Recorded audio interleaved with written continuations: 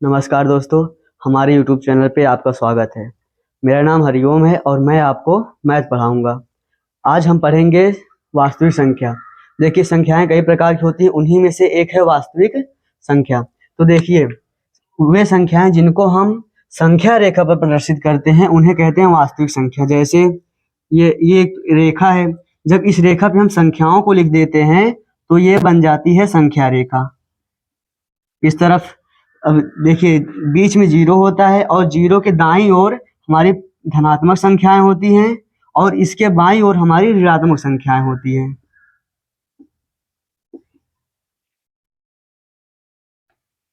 देखिए, इधर ये जो संख्या है धनात्मक की ओर, जीरो से लेकर ये जाएगी अनंत तक, और इधर इस तरफ इसके जीरो के बाईं ओर ये संख्या -1, -2, -3 ऐसे होते हुए ये जाएगी अनंत तक, माइनस अनंत तक। अब देखिए, इन्हीं के बीच में आती हैं दशमलव की संख्याएं भी। जैसे यहाँ से लेके यहाँ तक, यहाँ जैसे होगा 0.1, फिर यहीं बीच में कहीं होगा 0.5, फिर यहाँ कहीं बीच में होगा 0.8। तो इस तरह से ये संख्याएं होती है इसमें।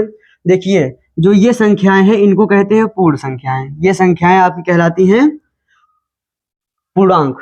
इस तरह की संख्याएं होंगी पूर्ण संख्या, और जब सबको हम मिला देंगे ये बन जाता है हमारा पूर्णांक। लेकिन अब जो ये वास्तविक संख्या होती है इसमें लगभग सारी संख्याएं आती हैं। जैसे देखिए,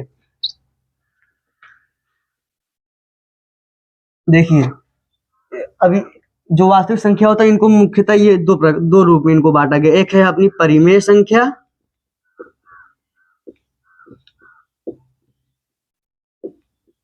और दूसरी होती है अपरिमेय संख्या।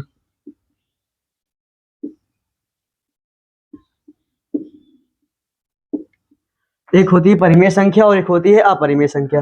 परिमेय संख्या वे संख्याएं जिनको हम p/q के रूप में लिख सकते हैं, जिनको हम p/q के रूप में लिख सकते हैं। लेकिन यहाँ पे एक शर्त होती है कि q जो है ये 0 के बराबर नहीं होना चाहिए। और अपरिमेय संख्या है जिन संख्याओं को हम p/q के रूप में नहीं लिख सकते वे होती हैं अपरिमेय संख्याएं। अपरिमेय संख्याओं के कुछ उदाहरण हो गए, जैसे 1/2, 5/8, 9/10, 0/1। संख्या देखिए, इनके जो अंश होते हैं ये 0 हो सकते हैं, लेकिन जो इनके हर होते हैं, अगर गलती से भी हर आपका 0 हो गया तो ये परिमेय संख्या नहीं होगी। अब जो संख्याएं परिमेय संख्या नहीं होती वो अपरिमेय होती हैं, जैसे √2, √3, पाई आदि। इनमें देखिए, जिन संख्याओं के हर 0 होते हैं वो भी अपरिमेय संख्या में आ जाते हैं। लेकिन अपरिमेय इन संख्याओं को लिया नहीं जाता क्योंकि ये अपरिभाषित होती हैं, क्योंकि किसी भी संख्या में हम 0 से भाग नहीं दे सकते। अब देखिए, जो परिमेय संख्या होती हैं इन्हीं में आपका आ जाएगा पूर्णांक भी। देखिए, जो परिमेय संख्या होती हैं इनमें हम ले लेंगे पूर्णांक। सबसे पहले पूर्णांक मतलब इनमें आएगा आपका माइनस संख्याएं, जैसे -4, -3, -2, फिर 0, फिर 1, 2, 3, इस तरफ से ये जाती रहेंगी। अब ये होते हैं आपके पूर्णांक। सबसे पहले ये हो गए आपके पूर्णांक। इसके बाद अब इसके अंदर अगर हम इन संख्याओं को, इधर माइनस वाली संख्याओं को अगर हम हटा दें तो ये बन जाएंगी पूर्ण संख्या। मतलब अब इसी के अंदर आ जाएगा आपका पूर्ण संख्या। जैसे अब 0, 1, 2, 3 ये इसी तरह से जाती रहेंगी, तो इन संख्याओं को कहते हैं पूर्ण संख्या। ये हो जाएगी आपकी पूर्ण संख्या। अब पूर्ण संख्या में से अगर हम 0 को भी हटा दें तो ये आपकी बन जाएंगी प्राकृतिक संख्या। जैसे अब हम इसमें से अगर 0 को हटा दें तो ये आपकी आ जाएगी प्राकृतिक संख्या। देखिए, जैसे 1, 2, 3, 4 ये ऐसे जाती रहेंगी, तो ये आपकी हो गई प्राकृतिक संख्या। अब प्राकृतिक संख्या में भी दो होते हैं, एक होता है सम और एक होता है विषम। मतलब इसी के अंदर आपकी सम भी आ जाएगी और विषम संख्याएं भी आ जाएंगी। तो कहने का मतलब है वास्तविक संख्या को मुख्यतः दो भागों में बांटा गया है, एक है परिमेय संख्या और एक है अपरिमेय संख्या। अभी तक हमने देखा कि वास्तविक संख्याओं को दो भाग में बांटा गया, एक परिमेय है और एक अपरिमेय है। अब परिमेय संख्याएं उन्हें कहते हैं जिनको हम p/q के रूप में लिख सकते हैं, लेकिन यहाँ पे एक शर्त थी कि जो ये हमारा q है ये हमारा 0 नहीं होना चाहिए। और अपरिमेय संख्याएं वे होती हैं जो परिमेय संख्या नहीं होती, मतलब वे संख्या जिनको p बटे q के रूप में नहीं लिखा जा सकता वे अपरिमेय संख्या कहलाती हैं। लेकिन देखिए अब हमने देखा कि परिमेय संख्याओं में कई संख्याएं आ जाती हैं। जैसे परिमेय संख्याओं में हमारा पूर्णांक आएंगे, जैसे -2 हो गए, -1 हो गया, फिर 0, फिर इधर आपका आ जाता है 1, फिर 2, फिर यहाँ पे 3, मतलब ऐसे ही जाता रहेगा। अब अगर हम इन्हीं पूर्णांक में से अगर हम माइनस संख्याओं को हटा दें तो ये हमारी पूर्ण संख्याएं बन जाती हैं। अब अगर पूर्ण संख्या में से हम 0 को हटा दें तो ये हमारी प्राकृतिक संख्याएं बन जाती हैं। अब प्राकृतिक संख्याओं में ही हमारे सम और विषम भी आ जाते हैं। तो कहने का मतलब ये है कि वास्तविक संख्याओं में ही लगभग सारी संख्याएं आ जाती हैं, सिर्फ एक संख्या को छोड़कर, वो है आपकी काल्पनिक संख्याएं। काल्पनिक संख्या ये हम आपको अगली क्लास में पढ़ाएंगे। जैसे कि बस आप इस कक्षा में ये समझ लीजिए कहते किसको हैं। तो जब जहां पर √-1 होता है यही आपका बन जाता है आयोटा, इसी को कहते हैं काल्पनिक संख्या। तो इसकी आपकी जरूरत है नहीं, आप इसको ना समझे।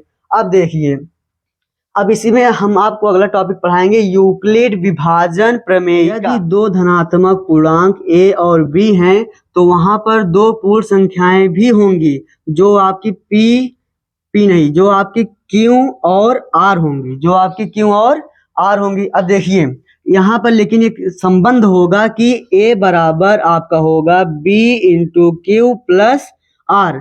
अब देखिए जो ये a है ये हमेशा जो आपकी मतलब जो दो पूर्णांक दिए रहेंगे धनात्मक उनमें से जो बड़ा रहेगा वो a बन जाएगा और जो छोटा होगा वो b बन जाएगा। लेकिन अब देखिए यहाँ पे जो ये a है ये है आपका भाज्य।